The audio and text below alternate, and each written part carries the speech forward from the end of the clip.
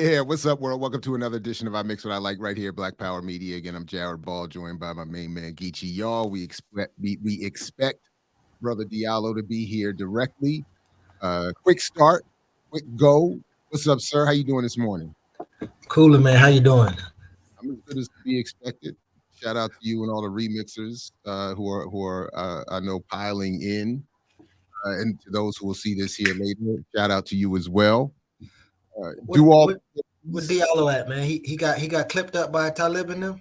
I don't know. He might. I mean, he was talking so much trash, got so Damn. much, and I was expecting it. I need him to show up because I got a beef with Diallo.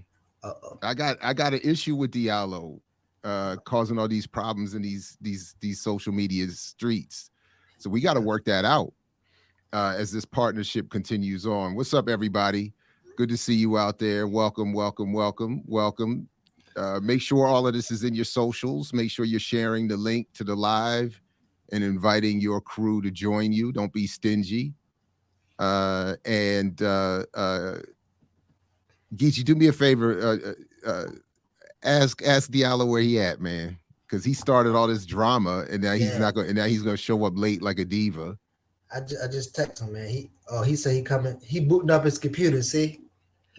Booting up his computer. Yeah, exactly. So please do check out all the content lately. The Remix Morning Show, of course. My own pop-ups, Mix What I Likes. The Gorilla Intellectual University that started this week. A lot of stuff has been dropping. So make sure you're all caught up. Make sure you have the bells selected and all that good stuff so you don't miss anything. Who's okay. What else? Anyway, yeah, man, Geechee, gonna start this up and then so real quick, let me say this. So I watched I just real quick. I watched with my oldest daughter, I watched the movie Inception for the first time. I really do actually like that movie. As commercial films go. So we watched Inception the other day. And for those who have seen it, obviously there's the issue with DiCaprio's character and the thimble that he spins to make sure he's in his real reality. And I couldn't help so we watched this film, and then 2 days later, as all the discussion continues to occur around the passing of the only and original GOAT of world football, Nascimento, Edson Nascimento, otherwise known as Pele, Edson Nantes Nascimento, right? Isn't that his middle name? Anyway, but somebody was telling this story that took place in the 70s, traveling with Pele and being in a hotel room and walking into the room, and he sees that Pele has taken a thimble and put it on the table and spun it. And the dude was like, what's that all about? And he said, and he said Pele's response was, with all the travel, with all the games, with all the notoriety, with all the fame, he had already, I think, won his third World Cup at that time. He was already a super international, super global superstar, made literally a national resource by the leaders of Brazil. He said, I do this to make sure, always to remind myself of my reality and to keep myself grounded. I said, damn. I said, so even as the GOAT, the best player in football, he was already prefiguring Inception. He was incepting before Inception. So anyway, speaking of incepted before Inception, there he is. Brother Diallo, good morning. Welcome, sir. Greetings to you. Shit starter, man. You gonna mess it up for all of us. We gonna get. Yeah, I got beef with you. I want to start off by greeting you, welcoming you. Hope you and yours are well. But then I got beef. So out the gate, Diallo. I just vegan beef. Say, you are, of course, your own man, free thinker, all of that. But you out here messing it up for your people. I got a second edition book coming out in the spring. I got to get on some promo. And you out here picking fights with all the biggest podcasters, all the celebrities, all out here. And by association, they might see I'm one or two clicks over. And I'm like, I can't. So I turn around, I blink, and in 2 seconds, you over here picking fights with the guards, God MCs, with the guards themselves, with the Coach's top thought leader. You picking fights with Dave Chappelle and Talib Kweli. Who are they trying to do? Diallo is go to Africa and do free concerts and be the answer. Come on, and bro. be the answer. He said, "Being the answer." No, in the motherland. We ain't never gonna make it a drink champs. We can go ahead and forget that shit. I'm trying to get on Drink Champs. Nah, it's a wrap. I'm trying to get on Talib's podcast. I got promo work to do, man. And you out here saying, what did you say? What did you say? So Talib posts this, and then here come Diallo. Here come Diallo. The answer, Pan-African. Just be entertaining, not the answer. We need y'all to stop thinking the ability to rap or tell jokes makes you the answer to any of the issues confronted Africa or Black people in general. In Ghana, being entertainers. Hashtag class con. God damn. Killing. Diallo, your audio ain't working, I don't think. Your audio's not working. No. And that's fine, because I don't think we need to hear from you no more anyway. You over here fucking everything up. I'm over here trying to get fucking up the bag. To level up. This nigga done fucked up the bag. Hey, go to his response though. Talib going in on your boy. And then this is what you end up I'm not here to entertain you goofies, and I never cast myself as your leader. Stop projecting. Bars. Hey, oh no, that's somebody talking at him. Hold on. Jay, where your drop at? Where your drop? I came at a battle so I need that drop. The bars? Yeah, what the guy said? Yeah, listen, that's called my boy. You know nothing about that. No, the other one, he said he came at a battle so-and-so, but didn't show up. I was supposed to battle, but he was scared. But since he ain't here,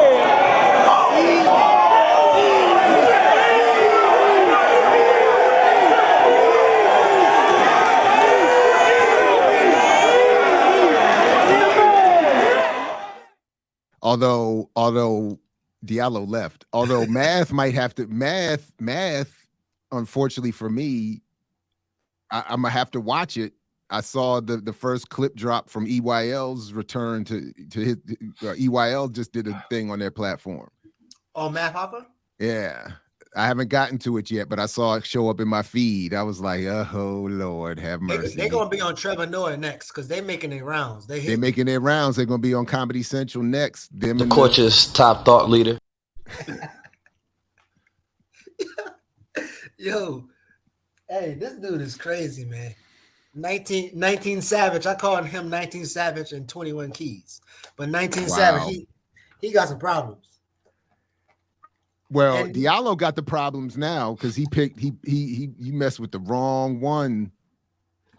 And then like Sister here says, why are you tearing down our brothers? That's all. Black men just trying to win out here. Look at Michael Blackson in the back, scratch his head like, what the fuck I'm doing here? Oh wow, I didn't even realize that was him. Is that Trey Truth too? I don't even know who that is. I don't know who the other cats are. That's in that Sway. Sway, you don't got the answer, Sway. Yeah. Diallo can get the joke. Man, I'm trying to get on Sway, man. Nah, trying to be on Sway in the morning. The only Sway you getting on is the New York Times Sway.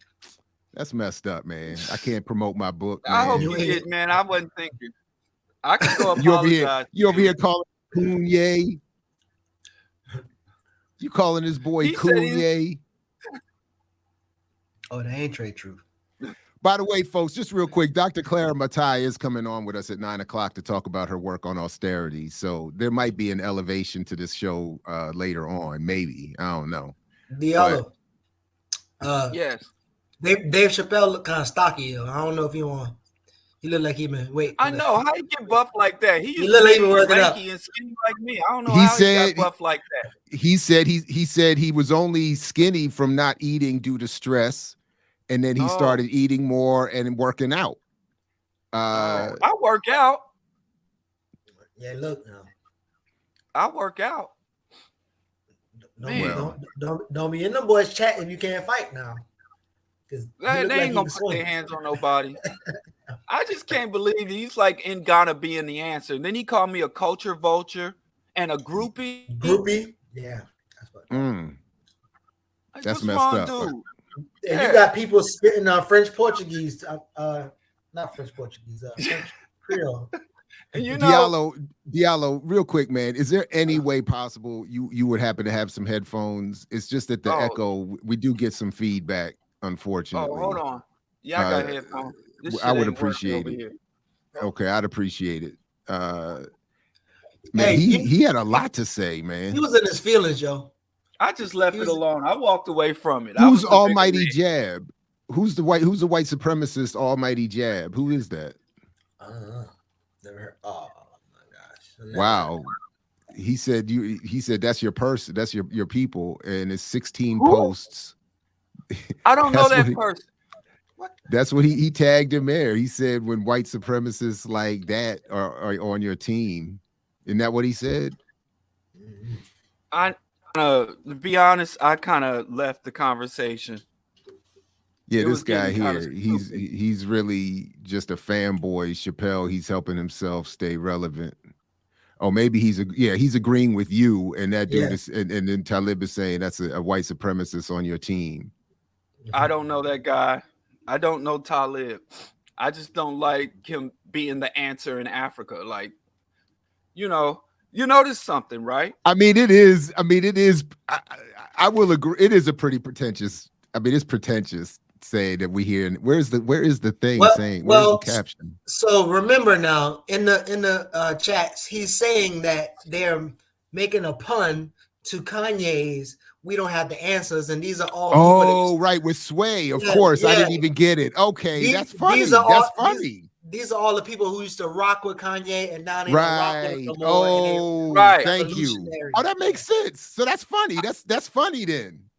I spoke to that as well because, like, number one, that ain't got nothing to do with Africa. Number two, they was rocking with Kanye over decades of bullshit.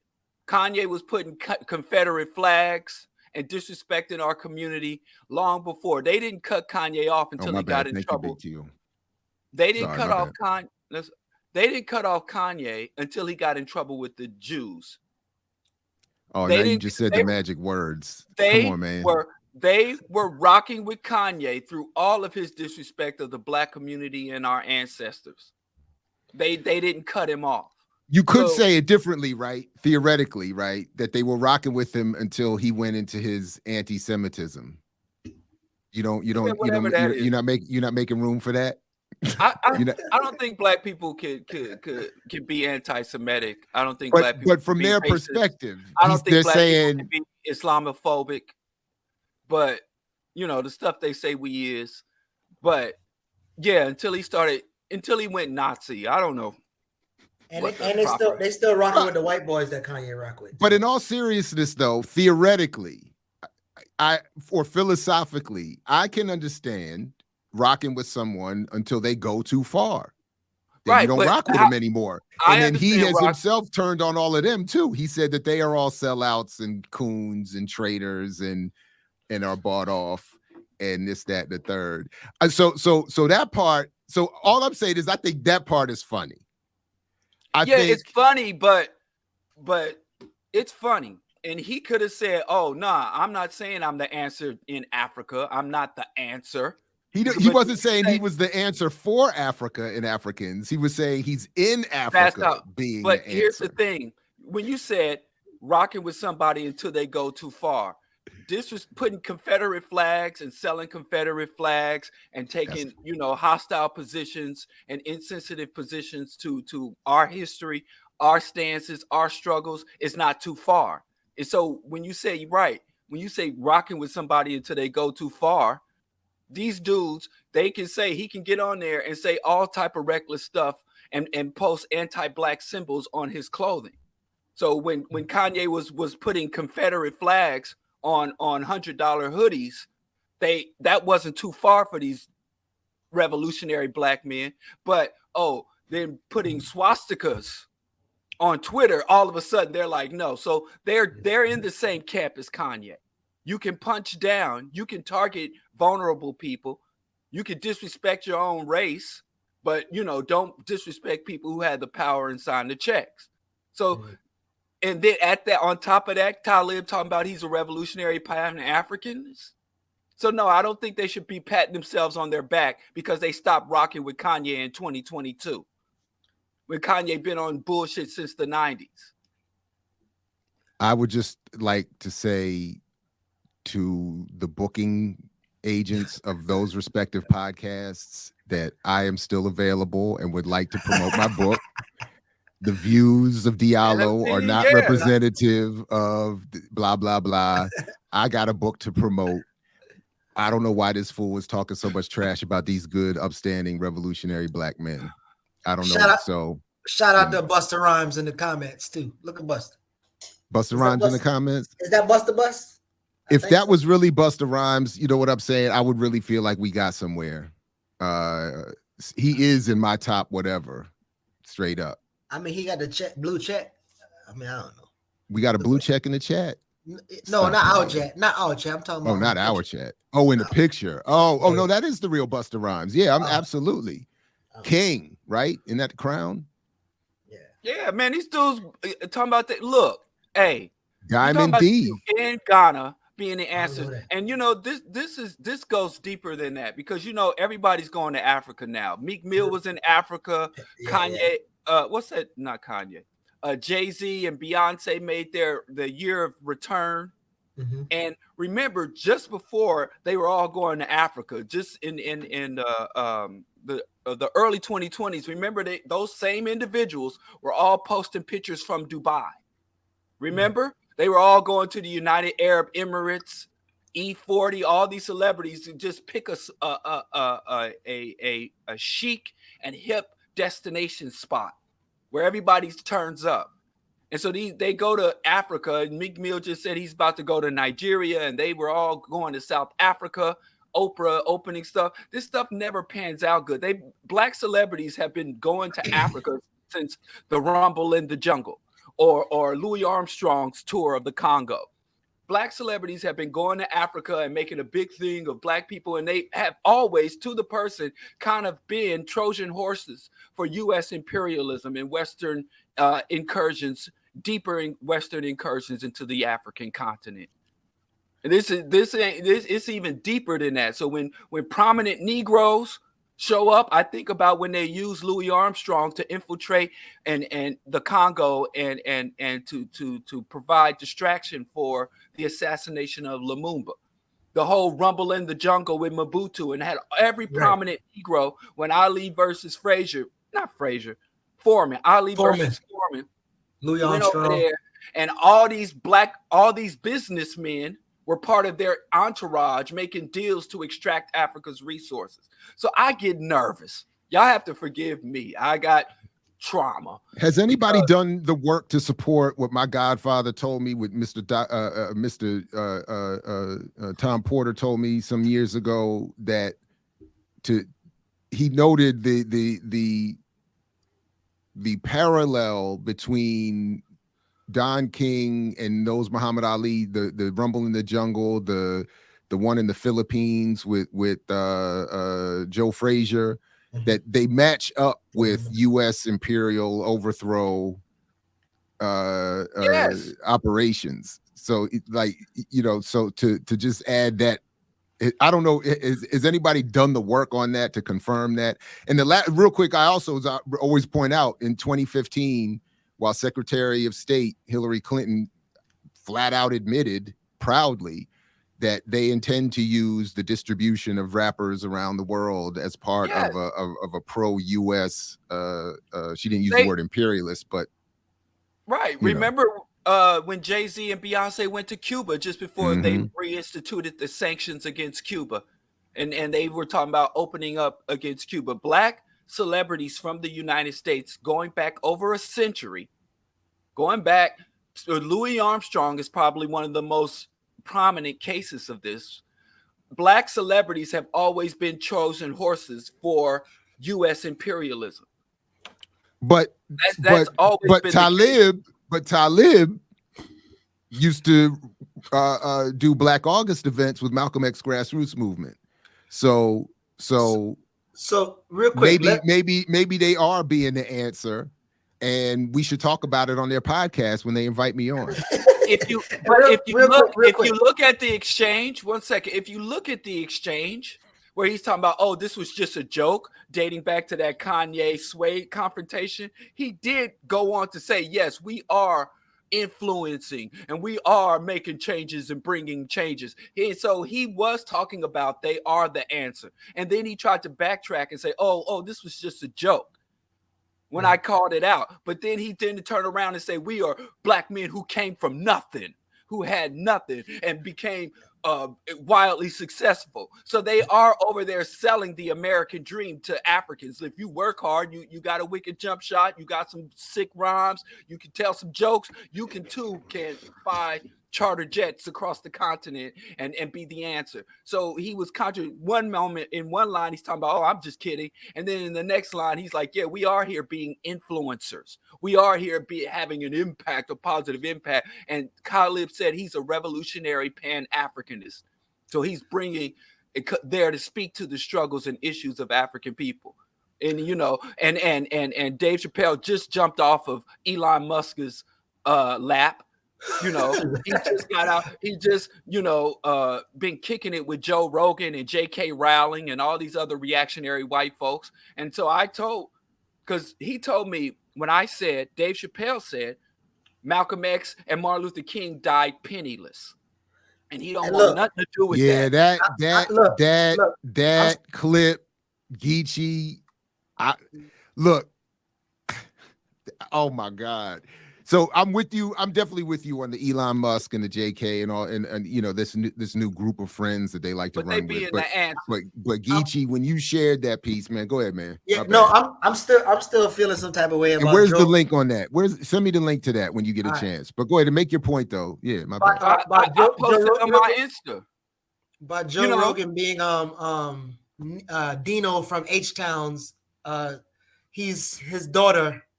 Dino from H-Town's daughter is Joe Rogan's stepdaughter now. I don't know if y'all remember Dino from H-Town. Wait, what? Rocking the Boots? I know the song. R&B. I'm saying you better go somewhere with that. Man, listen, you got to be a hood nigga to listen to R&B. Anyway, then I guess R&B. So Dino from H-Town, his daughter is Joe Rogan's daughter now. That's his stepdaughter. But I'm still kind of like, I found that out last week and I'm like mind blown. But wait, because he married what?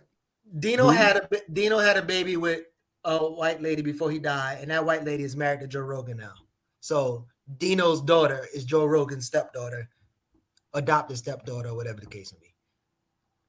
On behalf of everybody in that I have no authority over, I don't accept that a title goes to his daughter. That's my mama's husband. Well, that's not my stepfather. That's my mama's husband. That's my mama's new husband. That's my mama's replacement, maybe financial upgrade husband. Is that why?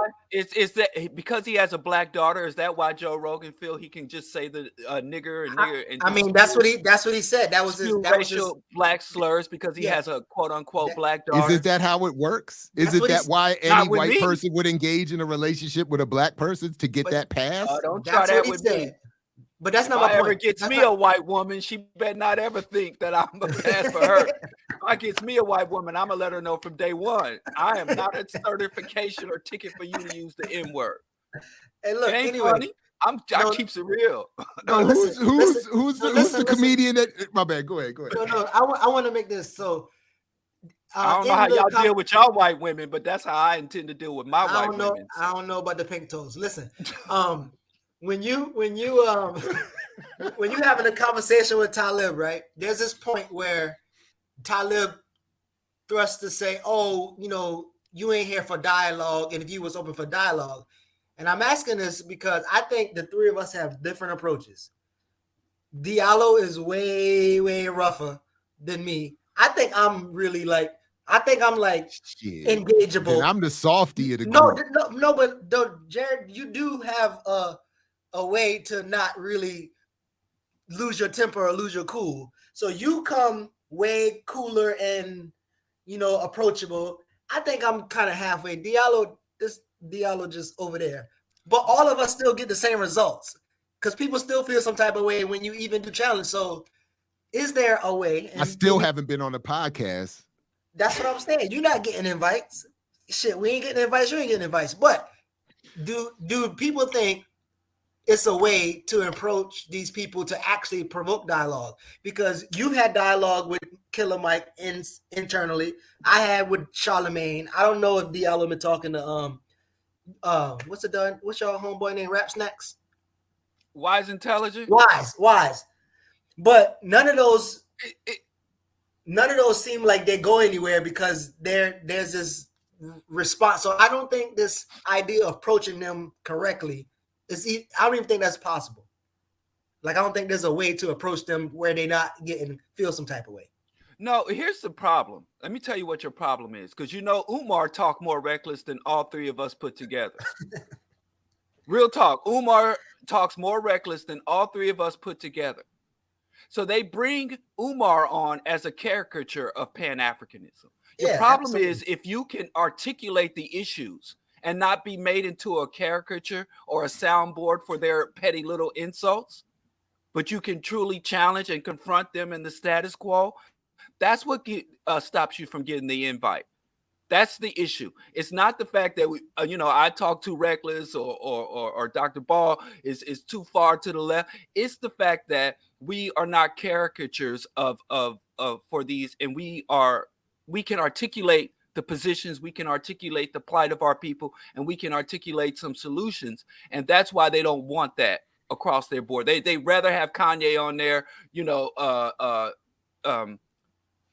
caping for Nazism, or Dr. Umar on there so they can get a new meme and a viral moment, but they don't want the African struggle and the African liberation effort to be cogently and academically articulated across major platforms. That's the real issue. Yeah, but on social media though, it's like their hands are almost tied because on the show they can stop you from being on the show. On social media, you can comment and people can like, and then they're gonna feel obligated to respond. But again, I don't think it's gonna be a way in which. Yeah, but then Talib is suggesting, he was trying to say that I was actually a white dude. He saying I know people I don't know. He's the one that pinned my comment to the top. I didn't intend for my comment to get pinned. Normally, when I see stuff like that, I just put raccoon emojis and go about my business. But this whole thing with the Africa, these celebrities going to Africa, they're doing the same shit. You notice during the war on terror, quote unquote, all these black celebrities, Will Smith, was all over Dubai, all over the United Arab Emirates. Your boy Busta Rhymes talking about Arab money. And all these black celebrities were posting on social media. E40 was over there in full Saudi Arabian regalia. And they were all going there. You notice that celebrities, it becomes a chic or trending location for no pun black intended, celebrities. So that kind of bothers me when Africa is now the place to post yourself as a black celebrity. That kind of bothers me. Like, no, go back to Dubai. Go back to the skyscrapers in Dubai. You notice the older black celebrities, Sam, old Christian evangelical nationalist, Denzel Washington. I don't know why y'all keep giving him a pass on his Christian nationalism. Denzel, they posted pictures of themselves in Venice, and because he played Malcolm X. Right. You need to stop, Diallo. I'm trying to promote my book. You come on the Bro Diallo show, and my half dozen listeners. John, he played John Q too, you know. Hey, look, the reality, well, part of the reality is, and this is what I always find fascinating and why I want to see how big this BPM project can get, because on the one hand, it's really the remixer's fault. It's you and the audience's fault, because if we had more of an audience, they might feel more compelled to hear us out. But the reality is, and this is the test I would like to see, because I do know at a certain point, no matter how big an audience we develop here at this channel, the reality is the politics is what would eventually be the problem. To the points you've all raised. So it's so like when it comes to Drink Champs or even Talib's show, they're on very commercial platforms. So it's not even, at some level, it's not even up to them whether it's a conscious decision or not. It's not even really up to them who they have on and when they have people on. But really, to your real question, Geechee, that's really what it is. I don't think it matters what approach. So that's why I'm always defensive when people say it's not what you're saying, it's how you're saying it. And I'm saying, no, it's what I'm saying. Because, you know, I could whisper it, I could sing it in a love song, I could scream it, I could be beating you over the head with a bat. All of those would get the same reaction. You would still react the same way to the message at the end of the day. They still flying out. They still having Minister Farrakhan on. Yeah, but I mean, I would have Farrakhan on, so I'm not mad at that. I'm saying Farrakhan shouldn't. Okay, I would have Farrakhan if I could get Farrakhan to come on here. I would absolutely have Farrakhan come on here. For what? He's Farrakhan. Like seriously, exactly. He's a character.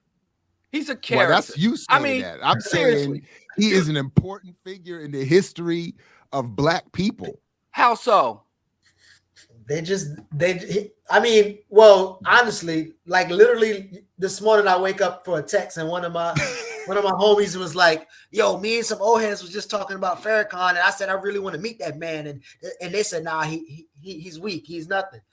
But there's a majority of people who will probably say that they want to meet him and he's this and whatever. So he actually is really, really relevant. Not to say that he's useful. No, I didn't say he wasn't relevant. I'm not saying Farrakhan ain't relevant. I'm saying Farrakhan ain't got nothing of value to say about nothing. His takes on everything are absurdist and incorrect. And I'm not even going to go about it, his insidious history. But Farrakhan ain't got nothing worth listening to. That he just talks utter nonsense and gibberish. But I think when he's not endorsing child molestation and endorsing other inappropriate behaviors, when he's not justifying child molestation. Wait, in all fairness, wait a minute. When did he do? Wait, in all serious, all jokes aside, hold up. That's pretty. Hold up. Wait, when did he do that? Elijah did he do what? Elijah Muhammad? No, I ain't talking about Elijah Muhammad. No, I am not talking about. What do you mean Elijah when you say? Hold up, I'm almost afraid to ask. Like but I don't want to. That's pretty serious, Diallo. Come on, man. It is serious. So what do you mean when you saying that though? I'm not aware of that. Farrakhan said, and I quote, "The reason fathers mess with their daughters." Oh yeah.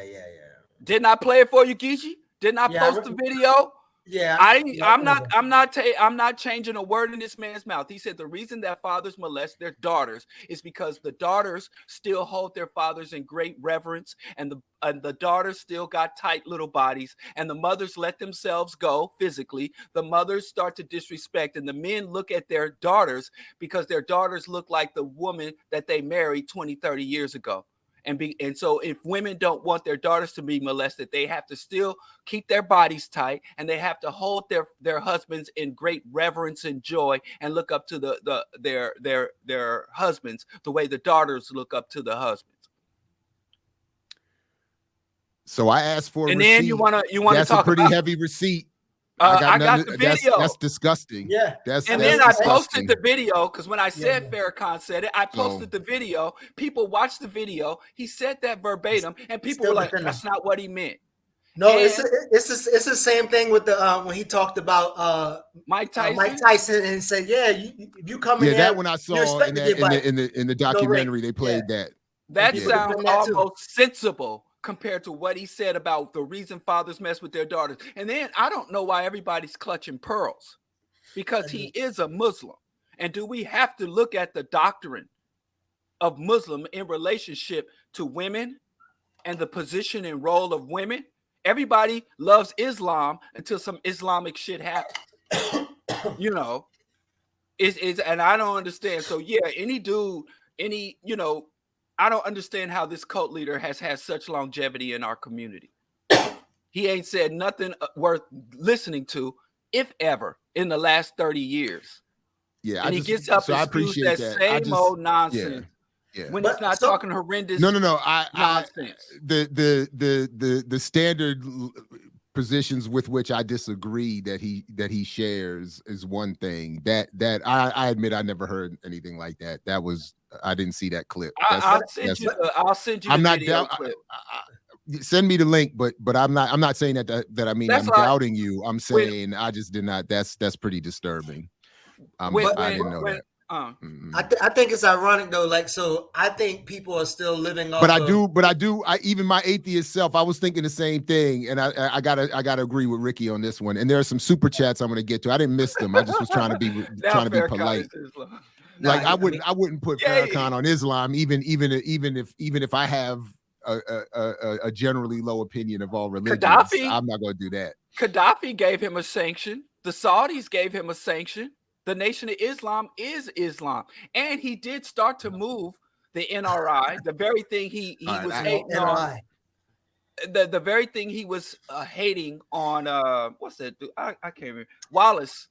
The same thing he was hating on him for doing, he eventually has done. He has but he was doing it in the context of being against the father, Elijah. Farrakhan is making the moves in the context of being in support of and carrying on the legacy of. So that would be how he would, I think, explain that difference. All I'm saying is, it's literally called the Nation of Islam.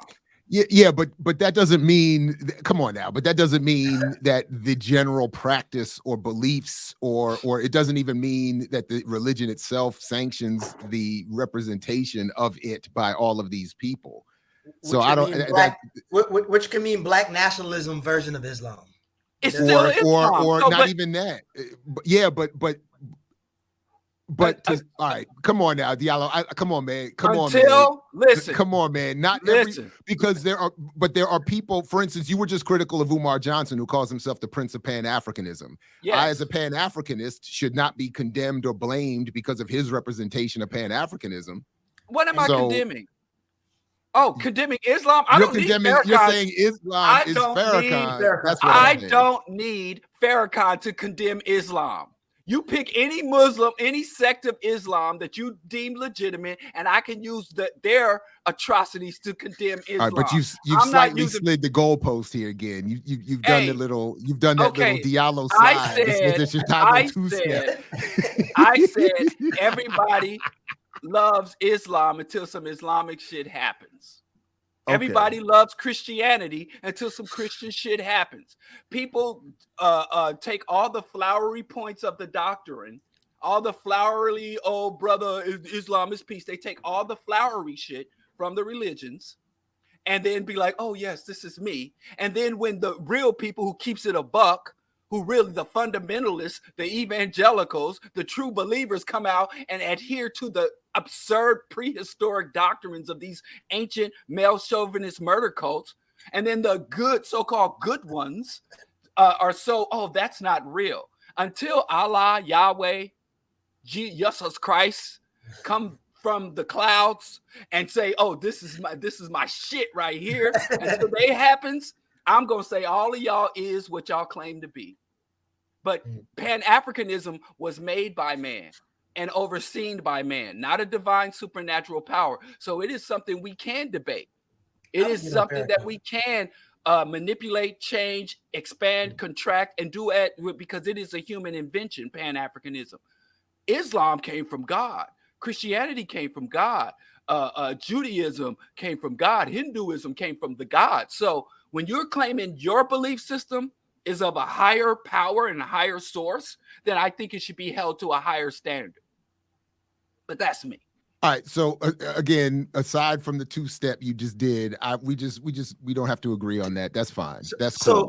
But I did ask for a receipt on the Farrakhan question. I appreciate that one for sure. That was heavy. There is one thing I want us to get to before we our guest gets here. But so I want to just leave that little bit of room for us to address. There is something that we were supposed to address with our audience. But go ahead, Geechee. No, I was saying like the Farrakhan is still. The people that's putting him on the platform for the young people to love him are still loving him from his Phil Donahue days. When I guess at that time you have this black man on TV kind of speaking truth to power. But I thought about like Daruba was on there as well, like a lot. Just as I don't know if he was on there the same amount of times as Farrakhan, but it's like you have two living people who gave the shit. Obviously, Daruba more politically sober, and obviously he's not getting the platforms. He's not gonna get invited to Breakfast Club and stuff like that. So they only allow for caricatures of black nationalism to reach certain heights of exposure. They don't let we can't even cry about that because the same thing happens in what they call the mainstream amongst white folks. You know, you very rarely saw Howard Zinn or Noam Chomsky or the old scholars. And they prefer to what they call nut pick. They want to bring someone who is a caricature of left-wing causes and left-wing progressivism and ideology. They don't want to bring, proper champions of the cause onto the platform. Right.